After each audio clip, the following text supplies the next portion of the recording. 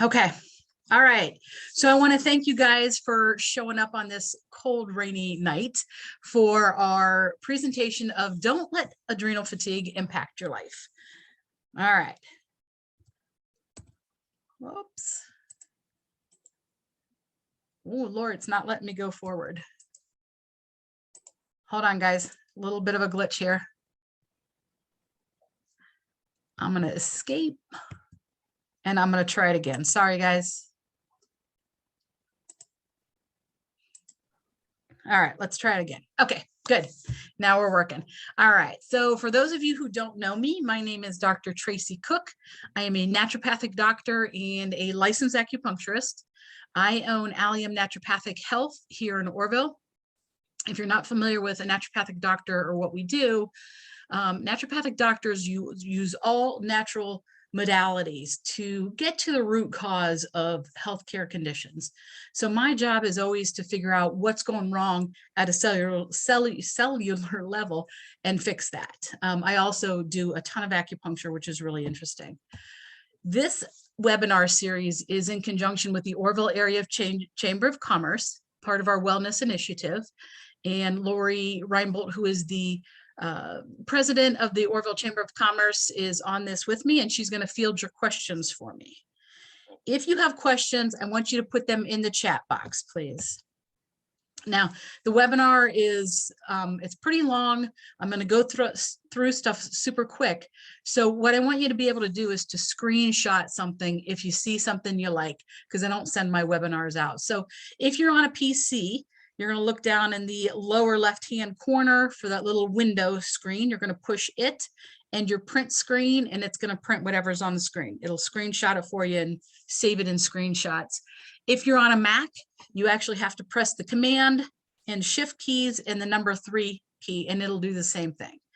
So make sure that you're looking at it and understand how to screenshot. Okay, so this webinar is about adrenal fatigue, and the words adrenal fatigue were coined by a doctor. His name was James Wilson. He was a PhD in the late 90s, and it was used to describe a group of symptoms that resulted in fatigue and brain fog, irritability, all kinds of different things, and he coined it adrenal fatigue. Now, I do not like this wording because your adrenal glands don't get fatigued. They're not fatigued and you know, not working anymore. That's not how it works. It's much more complex than that. We're going to go into it. I'm going to say adrenal fatigue, but what I really mean is adrenal dysregulation, but I'll say adrenal fatigue for you guys. Now, your adrenals are very responsive to different changes. If you don't know where they are, so these are your kidneys right here. Your adrenal glands sit on top of the kidneys, and they look like little fatty, almost just fatty blobs on top of the adrenals. So if you were to do dissection, that they just look like fat, but they're super important and they're actually super complex. Laura, I'm seeing a bunch of questions. Can you check and make sure that everybody in the chat, make sure everybody can hear me? They are saying hi to each other. Okay, all right. So one person can't hear you, but I think that it must have something to do with their technology. Okay. I'm hearing you just fine. If anyone else is having audio issues, let us know, but it seems to be isolated to one person. Okay, all right. Okay, so like I said, your adrenal glands sit on top of the kidneys. Now, when you think adrenal fatigue, it just sounds like the adrenals just quit making hormone, and that's not the way it works. There is this very complicated process that starts in the brain, which is the hypothalamus here, the anterior pituitary, and then the adrenals themselves. So this is called the HPA axis, hypothalamus pituitary adrenal axis. And this is really important in the whole process. Adrenal gland. This is a cross section of adrenal gland. And what you're going to notice here is there is this outer part here. It's called the cortex. And then there is this brown stuff in the middle, which is the medulla. And these two parts of the adrenal gland actually do something completely different, but both are really part of your stress response. So we're going to go into each one.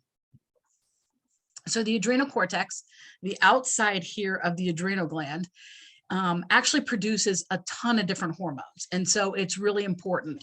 Cortisol and aldosterone are two of them, but all of your sex hormones are also produced here too. The ones that are not produced in the ovaries or in the testes, they're also produced in the adrenal glands too.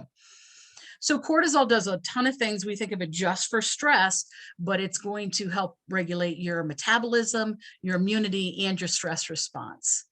Aldosterone we're going to talk about because aldosterone helps control blood pressure. So it can keep your blood pressure up at a good number. So that's the cortex. Now, this, when you first look at it, is going to look a little bit intimidating, but I want to explain to you what this is.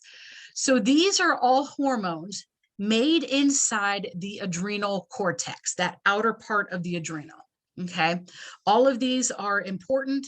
Some of them immediately get transferred into something else, but all of these are really important to you. When we're looking at the adrenal cortex, cholesterol is going to be our precursor to all these hormones. So having adequate levels of cholesterol in the body is really important. So sometimes adrenal function can be impacted by people who are on statins because they're going to have less cholesterol, sometimes not even enough to make their steroid hormones. Okay. So your adrenal gland is going to take this cholesterol, it's going to take it in, and it's going to convert it to this first hormone here called pregnenolone. Now, from there, depending on what your body needs, pregnenolone can either go down this pathway here to make aldosterone, and aldosterone is important in keeping blood pressure at a sustainable level, so high enough. Pregnenolone can also come over this way and come down this pathway and make something called DHEAS, which is a hormone in the blood. Can also come down this pathway and make cortisol. And this is where we tend to run into some issues. Now, if it's converted here, you're going to notice that this cholesterol then can go into testosterone, and it can actually be converted into estrogens. Okay, so all of this is happening in your adrenal glands. And we're going to see some of the effects of too much cortisol and how it affects other things. So I want you to think, so I've got a finite amount of cholesterol in my body. It's coming in and I am super stressed. So all of my hormone is coming here, cortisol, cortisol, cortisol. What happens is you have less testosterone, less aldosterone, and less estrogen. All right. Now, I want you to think about times that you have been extremely stressed. And I want you to think about what happens with your libido, your sex drive. So a lot of times when we're stressed, our sex drive tanks. And the reason is because we are using so much of this hormone towards cortisol that we are not supporting testosterone, which is a big driver of our libido, and also estrogen too. So just keep in mind, if I'm hitting this cortisol pathway like really, really hard, it's going to affect levels of other hormones. Now, in men, testosterone, the majority of it is made in the testes.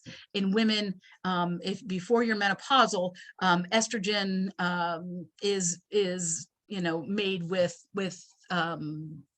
your cycle. So, but it also comes from the adrenals too.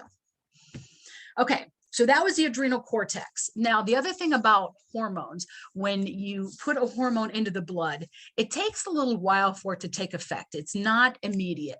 So cortisol is a hormone that it goes into the blood, and it's a long-lasting hormone. So when you have cortisol, it's not an immediate fight or flight. That's going to be what we're going to talk about here. All right, so the adrenal medulla is on the inside. So the medulla is in the middle. That's how I remember it. And the medulla is actually where your adrenaline comes from. So this is your fight or flight response. So my brother used to love to come up behind me and scare me. So when somebody scares you and you You get that. That's your fight or flight. That's your adrenaline. It is quick and it responds quickly, and then the neurotransmitter is gone quickly as well. So whereas when we go back here, this response is slow to happen with the cortisol and lasts longer. With our adrenaline, it's quick. It happens now, and then it can be gone. All righty. So adrenal fatigue, what are the symptoms of it? And I want you all to look at this and mark off everyone that you have or have have had before. Persistent and non-specific fatigue. You are just tired. You can't wake up in the morning.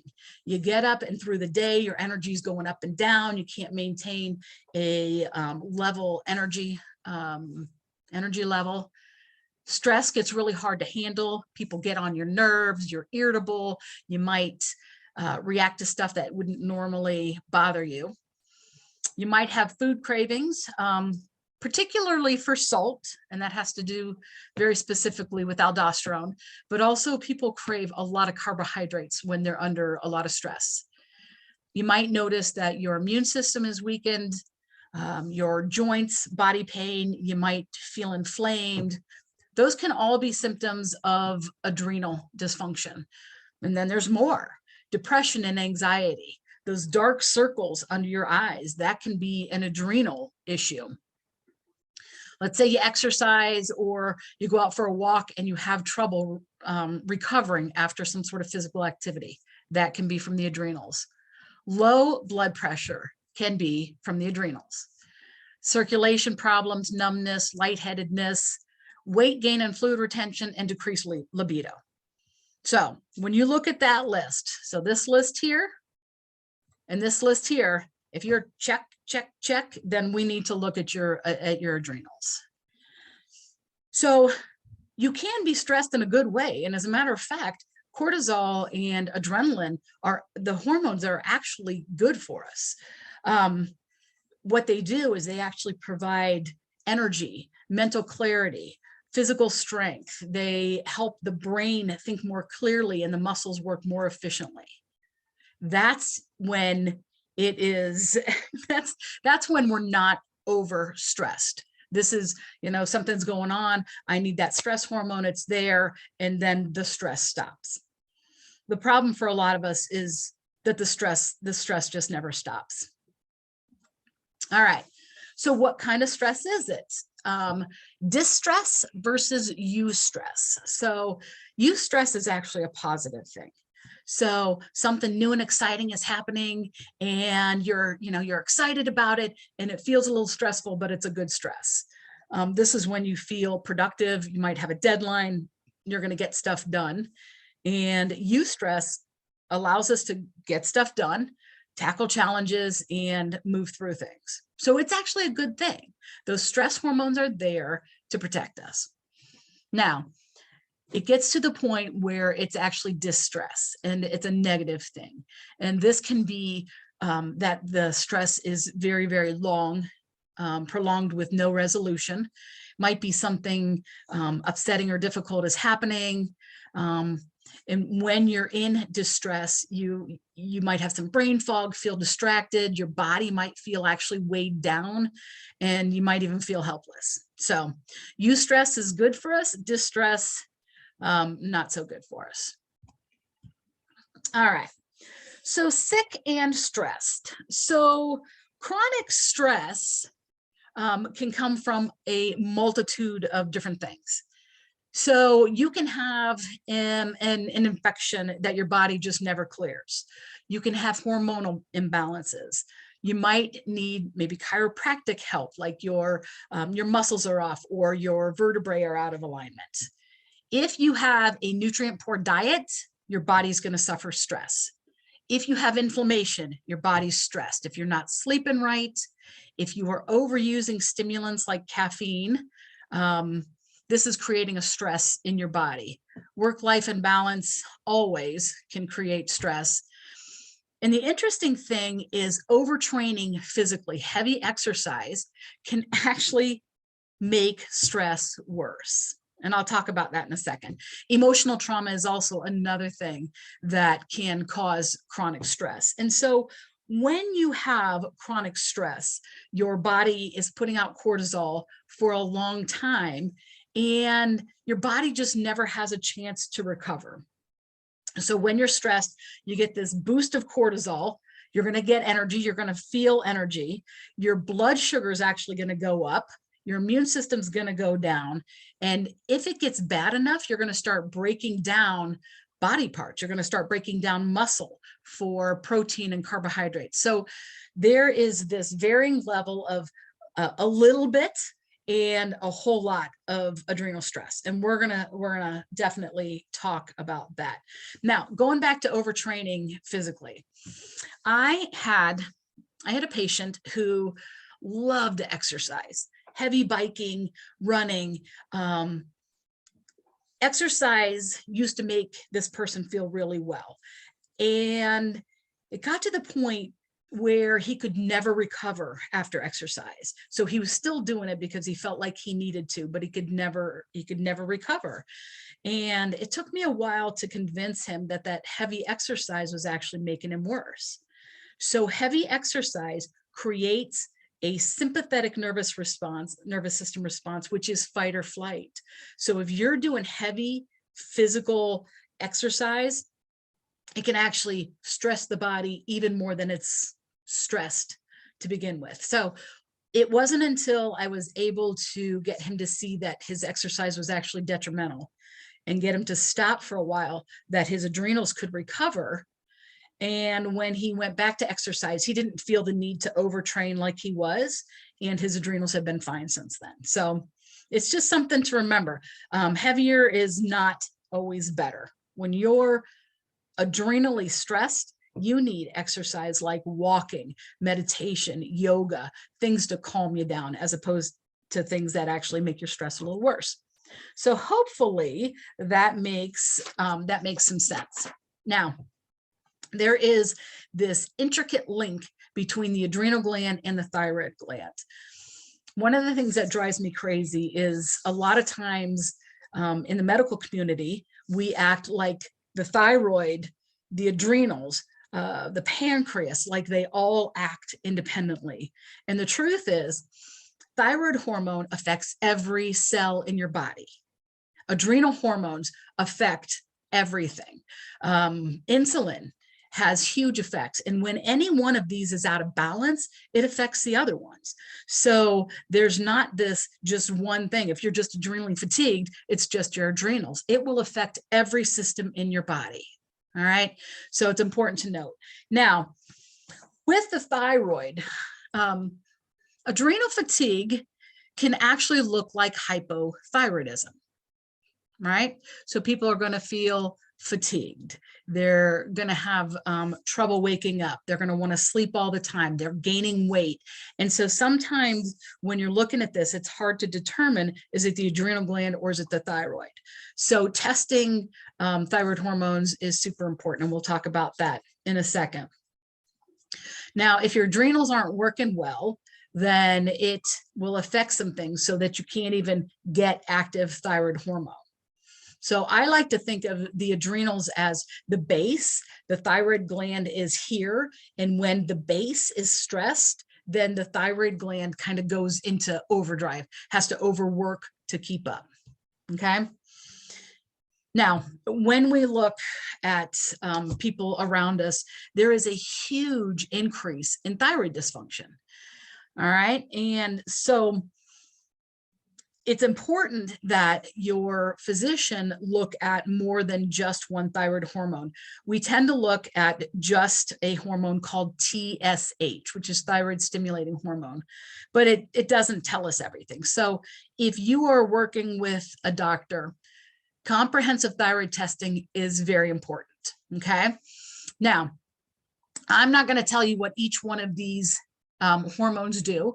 At some point in time, I am going to do a webinar on the thyroid where we'll talk about these. But all of these thyroid hormones here tell us Are you converting the hormone correctly? Do you have enough iodine? Is it going down the wrong pathway? Is there a liver problem that's causing this? So this comprehensive thyroid testing is important. Also, looking at some other hormones, the sex hormone binding globulin, leptin, and your basal metabolic rates. So if you're not looking at everything in the thyroid, you are definitely missing out. And a lot of times patients are just put on synthetic hormones for hypothyroidism, and then they're still tired. And so we're messing around with the hormone levels, trying to get it right. And the thing that might be being missed is looking at adrenal function. And adrenal function can actually be tested. All right. So when we're looking at functional diagnosis, so you guys have probably heard of functional medicine.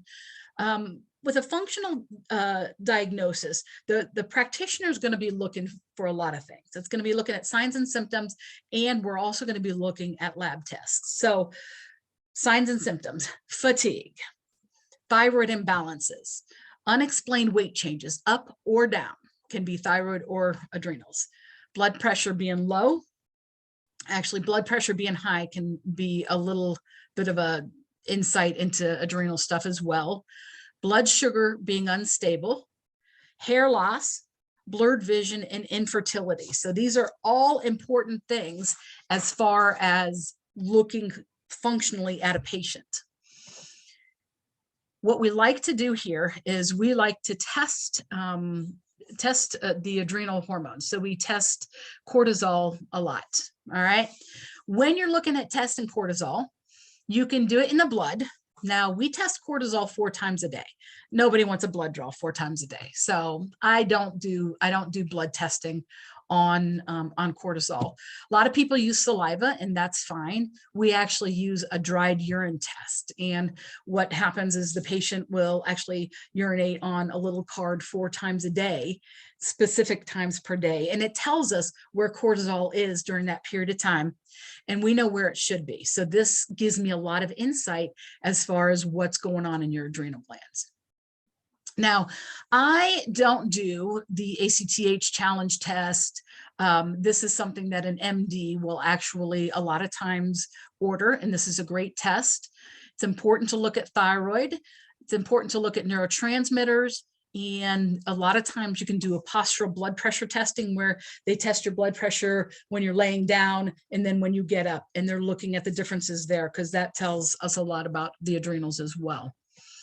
So in order to make an accurate diagnosis, you have to have the signs and symptoms. You have to have the testing as well. And this will give us an idea of where you're at. All right. Now, with adrenal fatigue, adrenal dysregulation, there are 4 stages. First stage is called the alarm reaction. So during this stage, you're kind of wired but tired. So you have a stressor, your body goes into an anti-stress response, and it's going to produce some cortisol. At this point, you're not having any physical or physiologic dysfunction. Everything's working okay. You might be mildly fatigued. You might not be able to get through the whole day. You're going to start to notice sleep. You're not sleeping as well. And if you notice that you're drinking a ton more soda, which you shouldn't be drinking anyway, but soda, coffee, eating a bunch of sugar, then you have to start thinking, is something going on with my adrenals? If you look at testing on this, you're going to notice an increase in adrenaline, norepi, cortisol, DHEA, and higher insulin too. So this is an actual adrenal test that I did. And this person is in stage 1 adrenal fatigue. So what I want you to notice here is DHEA. It's not ridiculously high, but it's on the high side. Now look at the free cortisol here. This is way at the top. So here's the low, here's the high. This person is way at the high. They have a lot of metabolized cortisol. Now, the other thing we want to look at is this pattern here. And so If you look at the bottom line here, this is the low range. The other black line is the high range of where it should be. And then the red line is where the patient is. Now, when we're looking at these numbers, this waking number is actually the cortisol through the night. Okay. So if it's high, we know somebody's not sleeping. If it's low, they might be really, really sleeping. Okay. So this person's cortisol is not too, I mean, it's about where it should be when they wake up. And the second measure here is actually the cortisol that wakes you up. So when we're looking at a cortisol pattern, your cortisol should be highest in the morning. It's the thing that actually wakes you up.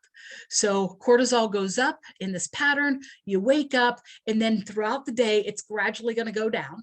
And we want it low at night so you can go to sleep. So this person, their nighttime cortisol was okay. They wake up and it goes up appropriately. And then I want you to notice in the afternoon, it's still pretty high.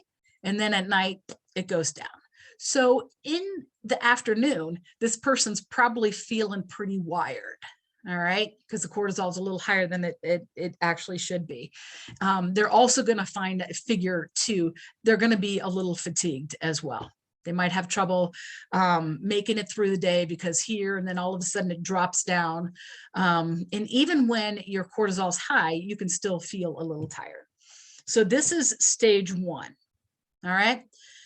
And with stage one, this happens to us a lot, like throughout life. So some sort of stressor may happen. It may be going on for a week or 2 weeks or a month, and I might get into this alarm phase, and then I might recover and go out of it. So you can go in and out of this often. Stage two is a resistance response. Now, this stage can last for a couple months up to several years. So we're just a little worse than we were before. At this point, the adrenals begin to lose their ability to keep up with however much cortisol you need. The other thing too is you always have a hormone, but you have to have a receptor somewhere in the body to take that hormone on. And so sometimes when you flood the body with a hormone, your receptors stop saying, they say we don't need this hormone anymore. So they stop taking it. Happens with insulin, happens with cortisol. So when I'm in this second stage, my cortisol receptors are like, nope, we have enough cortisol. We're not going to take those in. So your receptors become resistant. So you don't get the effect of what cortisol is supposed to do. At this point, you're more fatigued. It might not just be in the morning. It might be into the afternoon, the evening. You might feel fatigued all day long. And the body is going to need a lot more rest. And even with rest, it's like you never recover. I have a ton of people and I say, how often do you wake up refreshed? And they say never. If somebody never wakes up refreshed, then they're in at least this stage of adrenal fatigue. Now, once your adrenals start having this sort of dysfunction, you're going to notice a greater susceptibility to infection. You might have insomnia, anxiety, and you're also going to start becoming irritable. All right. At this point, people start to say, okay, something is really wrong with me, and they're going to seek some medical attention. Now, when you're at this point, DHEA is going to drop. And you'll also a lot of times see a drop in testosterone, because if you remember going back to that initial hormonal pathway, when you're doing a lot of cortisol, you're not making your other hormones. Okay. Now, I'm going to share with you, these are actually my test results. About a year into the pandemic, so last year around this time, I started feeling kind of run down. All right. I usually wake up out of bed and I'm happy and I have high energy all day. And during this period of time, I couldn't wake up. I would get home from work and I would fall asleep on the couch, which is really unusual for me. So what I want you to notice, my DHEA production was less. So that's always something we look at to see adrenal health. My cortisol was actually low. And this number is actually okay. So my nighttime cortisol here was low. My cortisol that's supposed to wake me up, that should be here, was actually way down here. Hence, I had difficulty waking up.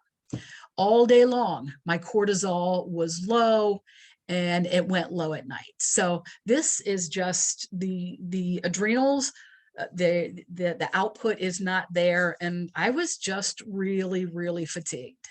This is common. And I'll tell you what, with the pandemic, with all the stress we've had with the pandemic and the elections and the protests, all of that stuff, all of us are struggling adrenally. There's really nobody that's not in one of these stages at some point in the last 2 years. All right, now stage 3. So stage 3, at this point, the adrenal glands are just really getting taxed. This pathway isn't working very well. Your body is needing more and more hormone in order to operate at the same level, and the stress is still there, but you're not able to get the hormone out. At this point, the body's like, okay, something's going wrong. I don't have this hormone that I need. I need to conserve energy to survive. And so your metabolism starts to slow down, sorry. You're gonna gain weight, and you start even breaking down muscle tissue for energy. I mean, adrenal exhaustion can be pretty severe. All right, now during this stage, chronic fatigue is definitely a symptom, but also you're going to have reduced exercise tolerance, longer recovery time, brain fog. It's like you can't remember anything, you can't think, you can't sleep, you're depressed, you're gaining weight, you've got tons of immune issues, like you're getting sick all the time, no sex drive during the day, you can't get stuff done, you need to rest, and even if you rest, you just don't feel better. All right, now with this patient here, I wanted to show you this one because I want you to look at this waking cortisol. So remember, this waking cortisol is nighttime cortisol. So I want you to think, is this patient sleeping? No, they are not sleeping. Somewhere during the middle of the night, their cortisol is spiking, they're waking up, and they can't get back to sleep. So it's high in the night. When it's supposed to go up and wake you up, this person's cortisol just tanked and is low all day long, all night. So this is the person who's maybe burned the candle at both ends, has a ton of stress that they've never dealt with. This person is starting to get into a place where if we don't take care of this, they are going to be in trouble.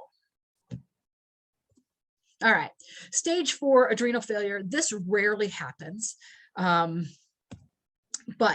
if it did happen, what it would look like is almost like the body just suddenly giving up. So sudden pain in the lower back, legs, and abdomen. All of a sudden they're vomiting, they have diarrhea, they're dehydrated, blood pressure goes dangerously low, they lose consciousness, they can have cardiovascular, so heart issues, and collapse. So it's very rare to get to this, but it's something to remember that, that last patient, if they're not careful, they could end up here if they don't start to deal with what's going on. Okay. All right. So the adrenal solution, what the heck is the solution for this? All right, hold on a second. I just missed something here. All right. So there are a ton of different ways to reverse adrenal fatigue. So first and foremost, you have to deal with whatever is causing your stress. So if it's unresolved traumas, stressors, self-limiting beliefs, a situation that you're in, place that you work, a marriage partner, whatever it is that's causing you the stress, you've got to deal with that in order to actually get better. Now, dietary changes are going to help. Adrenal supplementation is going to help. And that's the one thing I'm not going to talk a lot about today, because people like to try different things that I recommend. And without some medical guidance, you could be you could be at a different stage of adrenal dysfunction than you think you're at, and maybe take a supplement that is actually going to make you worse. So don't self-experiment with adrenal stuff. Get to somebody who knows what they're talking about. So you have to reduce your stress, minimize your exercise, increase your rest if you are in these later stages. So second, third, or fourth phase of adrenal fatigue. Sleeping regularly is going to be important. Getting rid of excess toxins in the body, making sure that you're drinking enough water, which every webinar I do, I talk about water. If you have some existing infections, you've got to heal them. And sometimes we don't even know that we have them, which is crazy. And then start practicing things like meditation, stuff that's going to calm down your body and your mind and just kind of bring those adrenal hormones down. Now, when we're looking at an adrenal supportive diet, the things to avoid are just what I talk about every webinar. The standard American diet, we call it the SAD diet. So standard American diet. It consists of processed grains, processed foods, processed meat, hydrogenated oils, including vegetable oils, tons of sugar and sweeteners, starchy carbs, alcohol, caffeine. All of those things are going to affect your adrenals. They're going to affect your inflammation. They are going to affect multiple things. So this is what you want to do. If you're going to work on adrenal fatigue, you want to start eating plenty of healthy fats. So remember, cholesterol is a precursor hormone, or a precursor to all of our adrenal hormones. So healthy fats are actually really good for us. So avocado oil, olive oil, coconut milk, eating avocados and olives, nuts, seeds, grass-fed butter or meats, fatty fish, all of those things are really good. And those healthy fats will help stabilize your blood sugar, which is really important during this. Okay, tons of veggies, fermented foods because they provide probiotics to the gut, which is definitely helpful. And then getting enough protein, specifically in the morning. So about, excuse me, about 40 grams of protein in the morning can help support the adrenals throughout the day. So if you are vegetarian or vegan and you're not eating meat protein, then you need to figure out another way to get your protein. So protein shakes can be helpful. Eggs, if you're not a vegan, eggs and beans, and there's other sources of protein too, but make sure you're getting plenty of healthy fats, plenty of protein. Okay, so we're going to talk about the role of blood sugar in this. All right, so when we have increased cortisol, one of the things cortisol is supposed to do initially, it's actually anti-inflammatory initially. And what it does is it actually breaks down glucose and fats into energy. So you think about it, when we need cortisol, we need energy. All right. So if we're in a stressful period, you need energy. So it's going to break down glucose and fats into usable energy. Okay. Now, what happens though, what can happen is it does this. It's going to break this down into the glucose down, and it's going to dump into the body. And all of a sudden, you're going to have this huge spike in insulin because, you know, it's not healthy to have that much sugar in the system. And insulin's job is to make sure that glucose gets into the cells where it's actually needed and can be used as energy. So this is the way it's supposed to work. So I'm breaking down my storage into sugar. Insulin is going to come and grab this and put it in my cells so I can use it for energy. Now, what happens though, when we're stressed for a long time and we have large amounts of cortisol, is it keeps doing this, keeps dumping this into the body, and we're craving carbohydrates. So we're eating more. And all of this sugar then ends up just getting stored as fat, and it's very inflammatory. So this blood sugar, keeping your blood sugar where it's supposed to be, is really important. That's where the fats and the protein can come in. All right, so addressing blood sugar stability when you're working on adrenal fatigue is really, really important.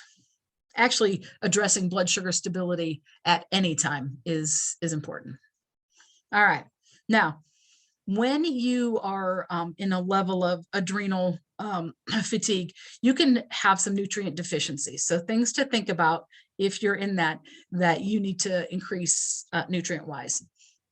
Sodium is the first one. And a lot of people are afraid of salt because of high blood pressure, but that's not what this is. So you're going to do a natural salt, like a Himalayan pink sea salt.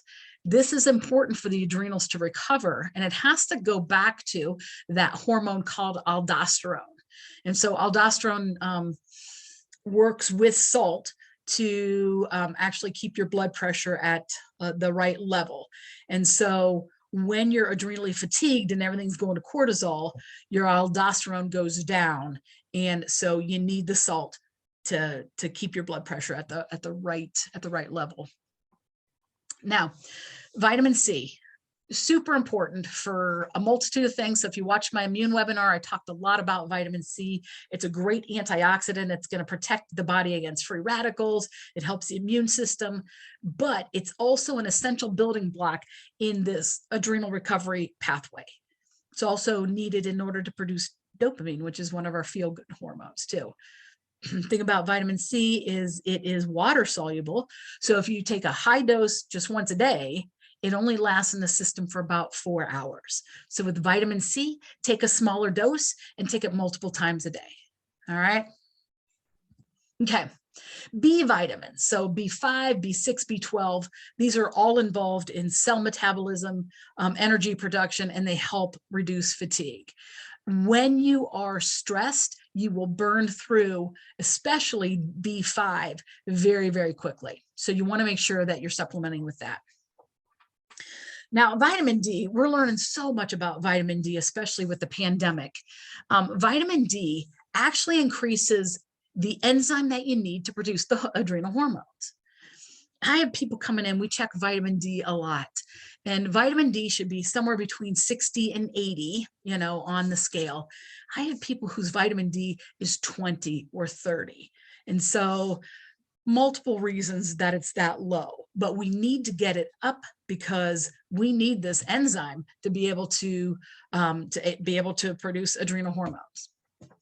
So when your body's in this chronic stress, then it has to decide, do I replenish the lost vitamin D or do I produce cortisol? And because it wants to keep you alive, it's going to produce cortisol. If you're going to take vitamin D, you need to take it in combination with vitamins A, E, and K, which are the other fat-soluble vitamins. And also magnesium is needed for vitamin D to work correctly. Now, a note of caution here. If you are on blood thinners, you need to be cautious with some blood thinners and vitamin K. So make sure that you talk to your physician about vitamin K. Should be once you start on a certain dose and they get you regulated, you should be okay on that dose, but you do need to talk to your physician about that. All right, magnesium. So energy levels are maintained by magnesium. And magnesium is used in every biologic process in the body. So when we are stressed and our body is in overdrive, we are burning through magnesium like crazy.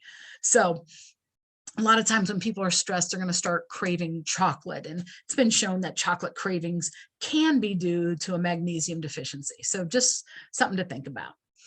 Probiotics are important because it helps improve digestion, your immunity. It's going to help you absorb vitamins, and it helps in hormone production. So it's really important to work with a professional on this, especially determining how severe your stage of adrenal fatigue is to know exactly what to do and what not to do. All righty, sleep. One of my webinars coming up is going to be on insomnia. Insomnia is rampant, not just in the US, but in the world. A lot of it is due to stress, and our adrenals can actually affect our ability to sleep. Remember that one patient that he wasn't sleeping because his cortisol was high at night instead of in the morning. So there can be a lot of factors here. We need to sleep at least 8 to 10 hours a night. If you're not getting that, your body's not recovering well, there's some things that we need to do. This is really, really important. Stress management is always important. So I want you to think about yoga, meditation, getting away from situations that are triggering for you. That's all part of stress management. Now, if you saw my last webinar, I talked a little bit about trauma response. We're going to talk about it again. So your body's response to trauma. What's really crazy is you can have a trauma that happened many years ago, but something can trigger the body's physiologic response to that trauma. And it's going to send stress hormones through the body. All right. I am going to show you this video of a trauma response in a bear. You should be able to see the video. You're not going to be able to hear what they're saying. So I'm going to kind of walk us through it. So let me get here.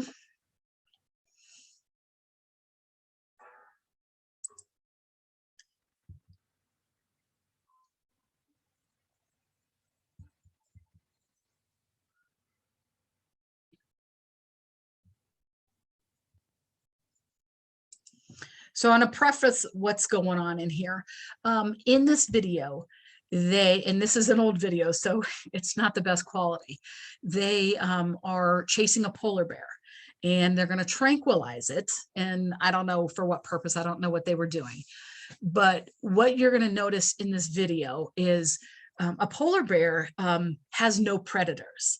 It is at the top of the food chain. And so this polar bear, when they shoot it with the tranquilizer and they're on the ground with it, the polar bear is aware of what's going on. You can see it blinking its eyes, but it's paralyzed. So it is in this fight or flight, thinking it's going to die stage. This animal is very, very stressed. And so this says the study suggests that mammals have a specific way to discharge disturbing traumatic memories. And so what you're going to see is this polar bear is going to start to shake violently. So think adrenaline. Think about when you've had an adrenaline release and how you kind of get shaky. Now this animal, his whole body is going to shake. As soon as he's done shaking, you're going to notice him taking deep breaths in and out. And then his body's going to calm. All right. And then I'll talk a little bit more about this.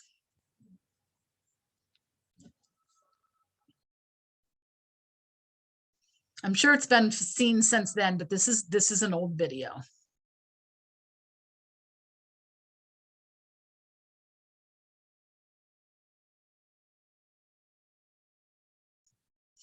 He says that looks like a fatty. All right.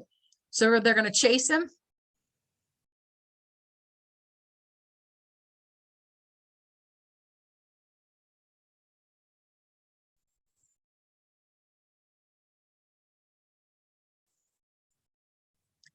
All right. So he's paralyzed, but you can see that bear is blinking his eyes. So he's aware of what's going on.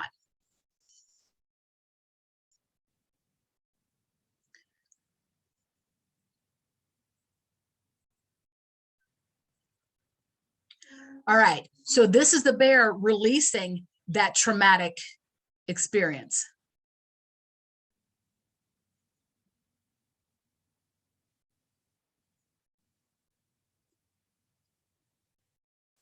Now he's going to start doing deep breaths. He's released that response.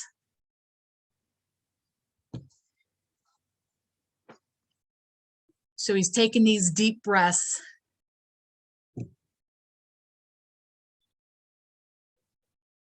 So he let off the stress and now he's breathing normally.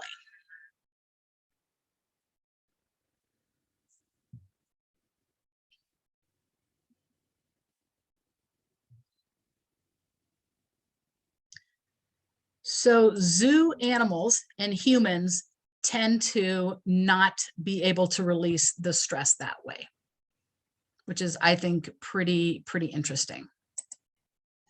Okay. Now, unresolved traumas or stressors can manifest in a lot of different ways. You might have an immediate response. So let's say you got in an auto accident and you have that adrenaline, that shaking. It can be delayed. It can happen later. It can be persistent. Things can constantly trigger that trauma. It can be emotional, physical, it can be just cognitive, it can be thoughts, behaviors, and even like existential reactions or existential crises. So one of the treatments we do here is called NET. It is a way, it's the neuro-emotional technique. It is a way to help the body stop that pathway that's causing that stress response. So humans, when something stressful happens, we have the ability cognitively to shut it down. And I'm sure this has probably happened to most of us at some point in time. Something happens, and instead of shaking, we just shut down.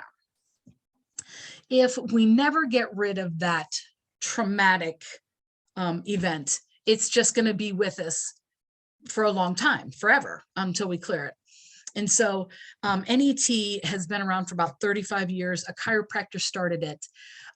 This is a way to get rid of the body's physiologic response to unresolved stressors. And so with this study that they did, and this was about 6 years ago, they took 28 cancer survivors. So people who felt traumatized by their cancer diagnosis, their treatment, something about their cancer felt traumatizing to them. And what they did was they had these people write out their stories, whatever their cancer story was. They put them in a functional MRI that measures blood flow to the brain, and they read their story to them. So this would be like you writing out whatever your story is, putting you in a functional MRI and reading it to you. All right. And what they did was they just looked for where there was more blood flow. And in the study with the 28 people, all of them had increased blood flow in this parahippocampus and the amygdala. So parahippocampus is emotional reasoning. The amygdala is our fear response. So every time they thought about their cancer, their diagnosis, getting cancer again, whatever it was, their brain triggered, whether they wanted it to or not. This was subconscious. And these stress hormones are released throughout the body. Okay. So this is where this can be the root cause of chronic stressors. So what they did was they took these people and they did 2 hours of this NET technique, and it's a one-on-one technique. It's not counseling. It's dealing with subconscious thought as opposed to conscious thought. They had these people do this, and then they put them back in the MRI. They read the same stories to them, and they watched what happened in the brain. And what happened was the brain no longer lit up. So this treatment stopped the body's physiologic response to stressors. So in this one, this was before the NET technique. This is after using the exact same words that were said before. So this is one of the most amazing treatments that I've ever seen to help people with getting rid of just all of that trauma that we have that's unresolved. Now, and when we think trauma does not mean that you were beaten, physically abused, sexually abused. Trauma can be some kid making fun of you on the playground. Trauma can be your parents getting divorced, watching a parent die, I mean, there's so many different things in different levels that can be perceived as traumatic.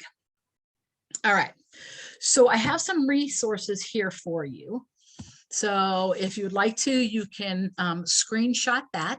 But if you go to nih.gov and you look up stress response, the adrenals, there you're going to find a ton of different stuff on adrenal fatigue and adrenal exhaustion. All right, so follow us. You can find us on Facebook. We are Allium Naturopathic. I'm on Instagram. I'm trying to learn how to do it, guys. I'm not the best yet, but I'm getting there. Our website is alliumnd.com, and our office is here in Orville. And we do give free 15-minute consults. If anybody has some questions about what I said or what we do, we'll do a free 15-minute consult with you. All right. Thank you. I know I talked a lot in that hour. So I want to know if you guys have any questions at all. Lori's going to field the questions for me.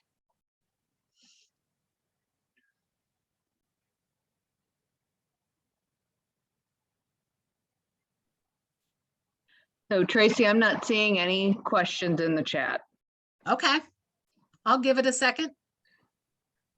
So a comment, this information was incredible. Yay, I'm glad to hear you say that. Any other comments that you want to leave in the chat box about tonight's program? The other thing I want to say is we are a lot of times raised with the belief that if we are not busy and doing something and taking care of people, that there's something wrong with us. And burning the candle at both ends, taking care of everybody, which is what we women do a lot, and a lot of men do too, at the expense of ourselves, we're going to crash and burn. We need to start taking care of ourselves and figuring this out and getting better.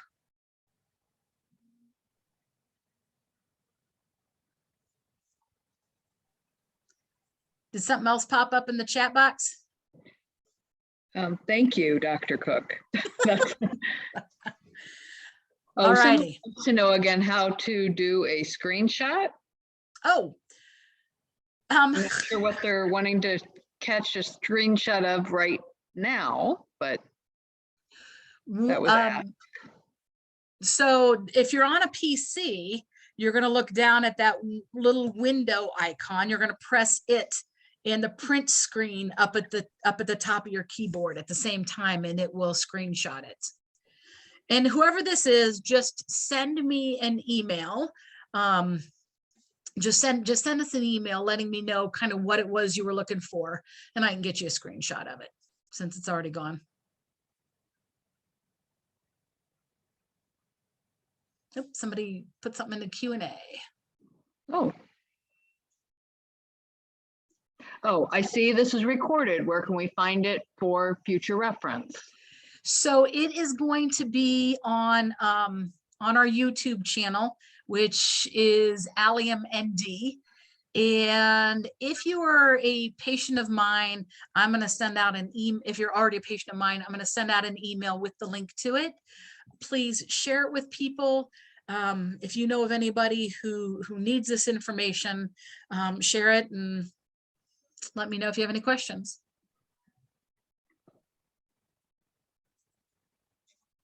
Okay, you are 8 o'clock on the dot. Can't get any better than that.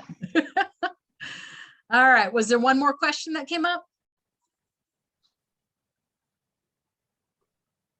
Nope, I'm not seeing anything. All righty. Anything new here? All right, you guys, thank you for attending. Our next webinar is going to be in April. You'll be getting some information about it. And let me know if you have questions or concerns. All righty. Take care, everyone. We'll see ya.